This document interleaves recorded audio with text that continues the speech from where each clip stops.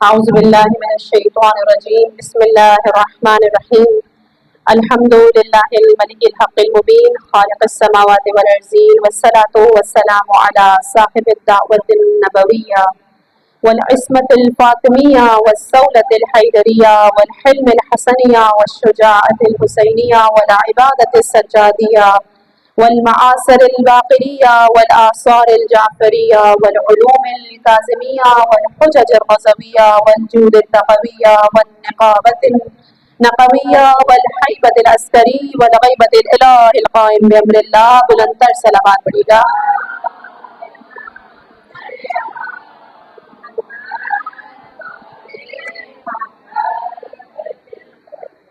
عزیزان محترم، عصر حاضر یا جتنے بھی عصر ہیں کہ جب بھی کوئی انسان اس دنیا میں پیدا ہوتا ہے تو اس شخص کی بالغ ہونے کے بعد یا بالغ ہونے سے پہلے بھی یہ ذمہ داری، جب اس کو عقل اور شعور آتا ہے تو اس کی یہ ذمہ داری بنتی ہے کہ اسلام حقیقی کو جاننے کی کوشش کرے، ان علماء اور ان لوگوں سے رابطہ کرے کہ جن کو حقیقتاً اسلام حقیقی کا علم ہے.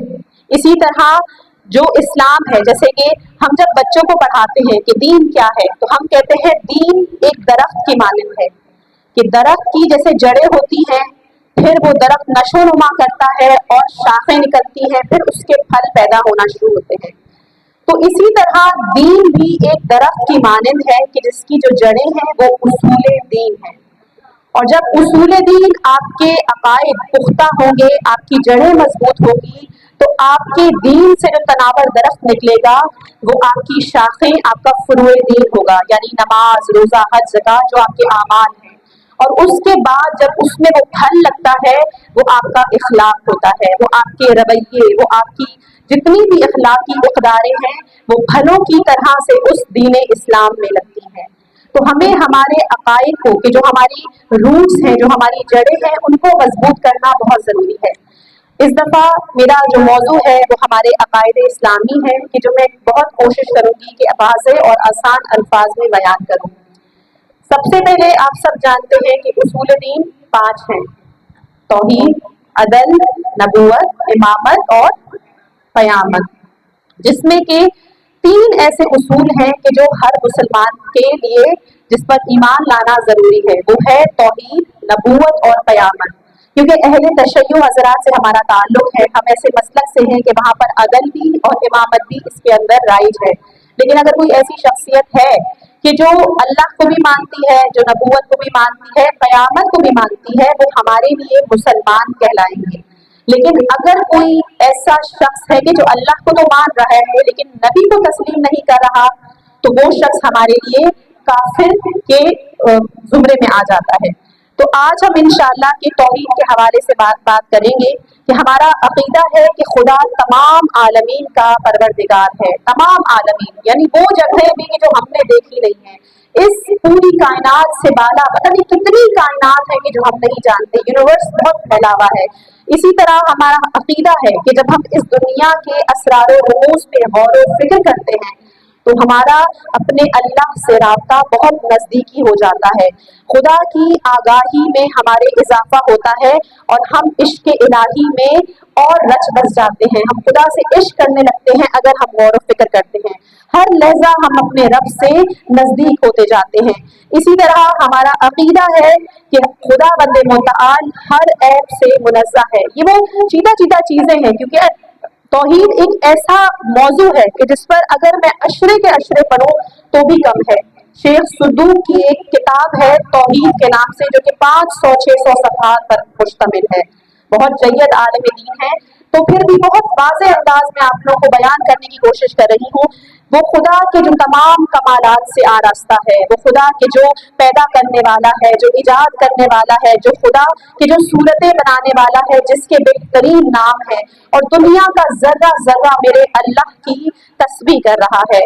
خدا وہ ذات ہے کہ جو لامحدود ہے، ہم اس کو زمان و مکان میں قید نہیں کر سکتے کیونکہ میرا رب ہر جگہ ہر زمانے میں موجود ہے.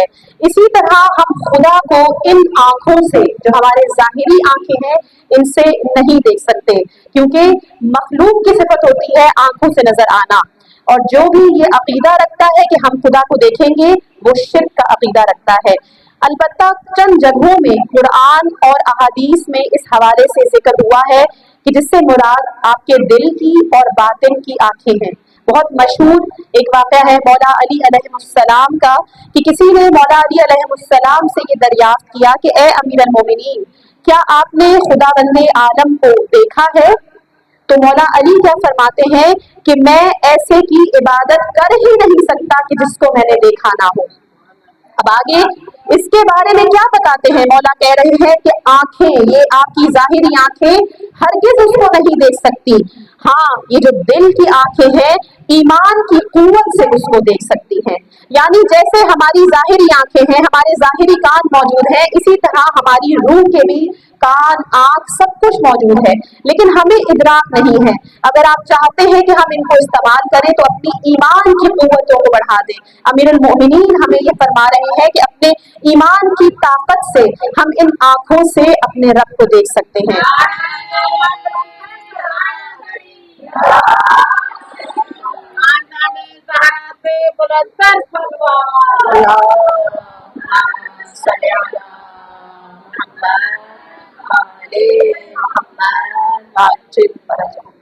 اسی طرح خدا کی صفات میں مخلوق کی صفات نہیں آ سکتی، جیسے کہ مکان کا ہونا، جسم کا ہونا، خدا کا مشاہدے کا کرنا۔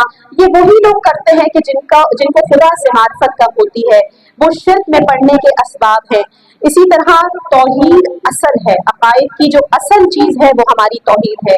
یہ تمام انبیاؤں کا آنا، تمام ادیان کا ایک دین اسلام میں مشتمل ہو جانا، سمت قبلہ آسمانی قوانین کا ایک ہو جانا، جتنے بھی مسلمان ہیں ان کو ایک صف میں جو خدا منظم کر رہا ہے، قیامت کے روز تمام انسانوں کا ایک جگہ پر، قیامت میں سب تمام انسان یعنی اس وقت کے بھی جو گزر چکے ہیں، جو آنے والے ہیں، وہ سب کے سب ایک جگہ پر جمع ہوں گے۔ یہ دلیل دیتا ہے کہ توحید ہے، خدا پرستی ہے، اور جو بھی اس کے اگینسٹ جائے گا، کہ جو بھی خدا پرستی میں کسی کو شریک قرار دے گا وہ مشرک کہلائے گا، اور یہ ایک ایسا گناہ ہے کہ خداوند خود فرما رہا ہے کہ میں اس کو اصلاً معاف نہیں کروں گا۔ سورہ نساء آیت نمبر 48 میں خداوند عالم فرماتا ہے کہ خداوند عالم شرک کو نہیں بخشے گا اور اس سے کم کو کہ جسے چاہتا ہے بخش دے گا، اور جو بھی اللہ کے لیے شریک قرار دے گا وہ عظیم گناہ کا ارتکاب کرتا ہے۔ یعنی شرک کسی بھی حالت میں قابل معافی نہیں ہے۔ اسی طرح ہمارا جیسے توحید ہے، اس کی بہت سی شاخیں ہیں کہ جن میں سے 4 اہم شاخیں توحید ذاتی پہلی شاخ ہے، یعنی کہ خدا کی ذات پاک اور اکیلی ہے۔ یہ پہلا عقیدہ ہے۔ ہم بچے کو پہلے ہمیشہ ہی کہتے ہیں کہ خدا ایک ہے، خدا اکیلا ہے، شرک نہیں کرنا کیونکہ خدا کا کوئی شریک نہیں۔ یہ پہلا عقیدہ توحید ذاتی ہے۔ اس کے بعد اسی میں توحید صفاتی آتا ہے، یعنی خدا کی جو صفات ہیں، علم، قدرت، جتنی بھی صفات ہیں وہ تمام ازلی اور ابدی ہیں، یعنی یہ صفات عین ذات خدا ہیں۔ اس کی مثال دو گی کہ جب ہم اس دنیا میں پیدا ہوتے ہیں تو ہمیں علم نہیں ہوتا، لیکن ہم علم کو حاصل کرتے ہیں۔ جب ہم پیدا ہوتے ہیں ہم ضعیف ہوتے ہیں، ہمیں والدین کھلا پلا کے طاقت دیتے ہیں، پروان چڑھاتے ہیں، اور ہم اس قابل ہو جاتے ہیں کہ مقابلہ آرائی کر سکے لوگوں کے ساتھ، یعنی ہم نے یہ صفت بعد میں حاصل کی ہے۔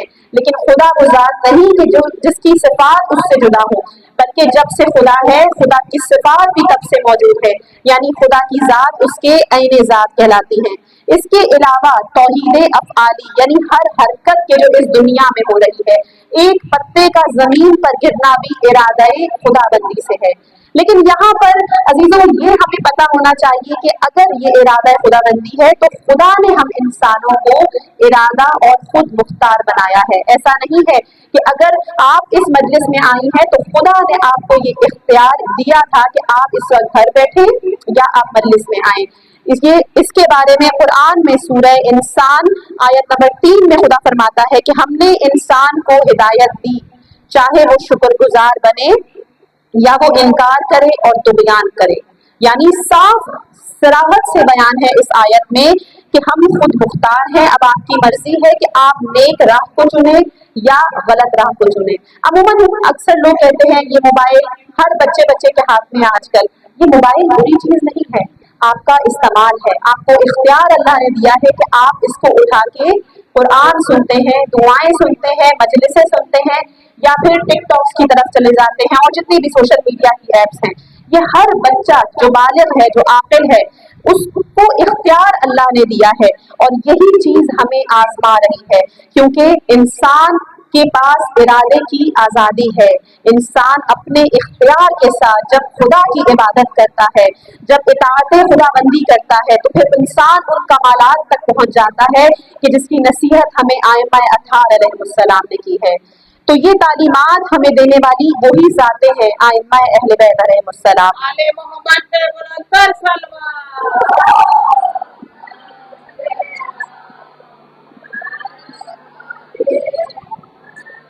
चौथी है तौहीद इबादत, यानी इबादत खालिस खुदा के लिए है। इबादत में आप किसी को शरीक नहीं कर सकते। अगर हम अपनी माओ को दिखाने के लिए नमाजें पढ़ें तो यहाँ पर हम शिरकत कर देते हैं, जो कि दुरुस्त नहीं है।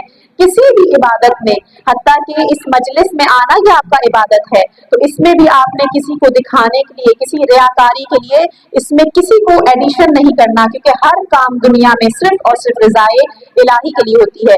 सूरह बय्यना आयत नंबर 5 में खुदावंद मुतआल फरमाता है, उन्हें उसके सिवा कोई हुक्म नहीं दिया गया कि सिर्फ अल्लाह की इबादत करें और अपने दीन को इसलिए खालिस करें, शिर्क से बाज आए, और ये है अल्लाह का मुहकिम और पायदार दीन। यानी इस एक आयत में आपकी पूरी जिंदगी का खुलासा है कि आपको इस दुनिया में खुदा की इबादत के लिए भेजा गया है। अपने दीन को अपनाएं, खालिस तरीके से, मुशरिक न बने, किसी को भी शरीक नहीं करना, किसी को भी नहीं। खुदा की जात में अगर आप शरीक नहीं कर रहे, अपने अमाल में भी किसी को शरीक नहीं करना। इखलाक और इरफान की मंजिलें हम सब चाहते हैं कि खुदा हमें इखलाक की आला मनाजिल तक पहुंचाए।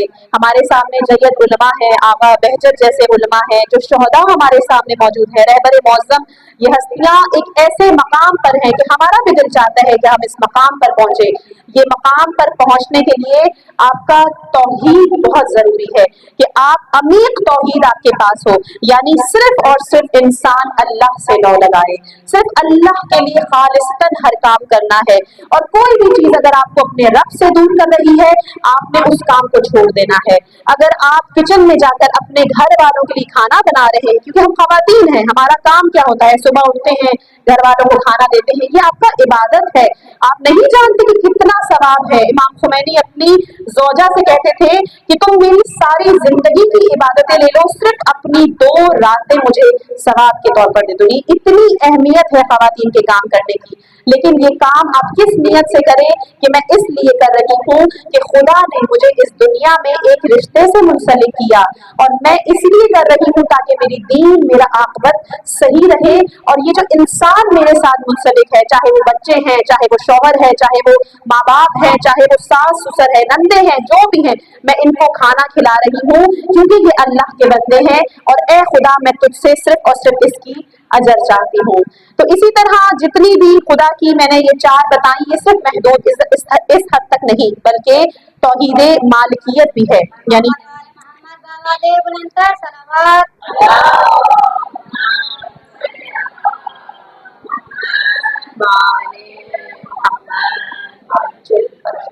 खुदा तमाम अशिया का मालिक है। तौहीद हाकमियत, यानी जो कानून इस दुनिया में है वो बनाने का हक सिर्फ और सिर्फ मेरे खुदाबंद को है।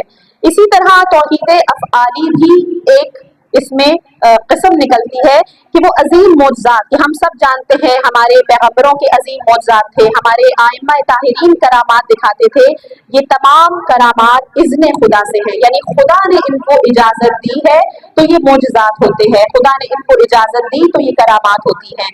कुरान में सूरह माइदा आयत नंबर 110 में खुदा फरमाता है कि पैदाइशी अंधों और बरस जैसे नाकाबिले इलाज मरीजों को मेरे इज़्न से शिफा देते हैं और मुर्दों को मेरे इज़्न से जिंदा करते थे। ये किसके बारे में आयत है? हजरत ईसा, सब जानते हैं नबी खुदा, उनके बारे में आयत है कि वो लाइलाज मरीजों की शिफा करते थे, वो मुर्दों को जिंदा करते थे, लेकिन इज़्ने खुदा से, खुदा के हुक्म से। इसी तरह जो मलाइका हमारे नामा अमाल लिख रहे हैं, जो हमारी रूह कब्ज करने के लिए आएंगे, इसी तरह बहुत से फरिश्ते मामूल किए हैं खुदा ने कि मोमिनीन की मदद की जाए। इसी तरह बहुत से ऐसे फरिश्ते हैं कि जिनको सरकश कौमों पे अजाब नाजिल लाने के लिए मामूल किया गया है उनको सबको खुदा ने मामूल किया। यहाँ पर एक और बात वाज़ेह होती है कि जो अक़ीदा शिफ़ाअत हम रखते हैं कि इंशाअल्लाह कि हमारे आइम्मा मासूमीन, हमारा किरदार ऐसा हो कि वो हमारी शिफ़ाअत करे, ये शिफ़ाअत भी अंबिया और आइम्मा और उन लोगों को सिर्फ और सिर्फ इज़्ने खुदाबंदी की वजह से मिलेगा। कुरान में सूरह यूनुस में साफ बयान है कि कोई भी शिफ़ाअत करने वाला खुदा के इज़्न के बगैर शिफाअत नहीं कर सकता। यानी ये हस्तियां जिनको हम वसीला बना रहे हैं, ये हकीकतन वो शिफाअत करेंगी। हमारा अकीदा है कि इबादत खुदाबंदी के लिए मतलब जो इंसान है वो शिरक ना करे, यानी शिरक जैसे पहले ही मैंने बताया कि शिरक काबिले माफ़ी नहीं है, लेकिन जो हम अंबियाओं से तवस्सुल करते हैं, जो अमूमन लोग कहते हैं कि ये आप शिरक कर रहे हैं, हम उनसे तवस्सुल करते हैं, ये शिरक के माना में नहीं है, क्योंकि ये उनकी इबादत नहीं की जा रही है। ये तो खुदा ने खुद कहा है कि कोई शिफात करने वाला बगैर खुदा, यानी शिफात करने वाले मौजूद हैं, तो हम जब उनसे मुतवस्सिल होंगे तो वो हमारी शिफात करेंगे। तो इस चीज़ को इंशाअल्लाह कि जब मैं नबूवत के तरफ आऊंगी जिस मजलिस में, उसमें मैं इंशाअल्लाह कि इसको बयान करूंगी। बस खुदा की ज़ात ऐसी है कि जितना भी आप खुदा की ज़ात में चले जाएं, यकीनन हकीकत ज़ात हमारे ऊपर आश्कार नहीं हो सकती। नाराए सलवार।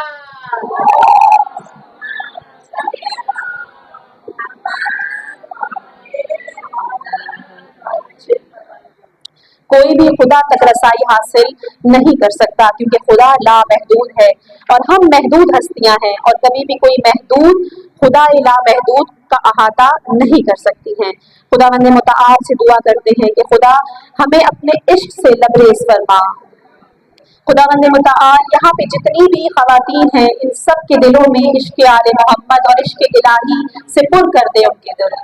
बज़ान मोहतरम, ये करबला असर आशूर के बाद जनाब ज़ैनब कुबरा का किरदार हम सब के सामने नुमाया है।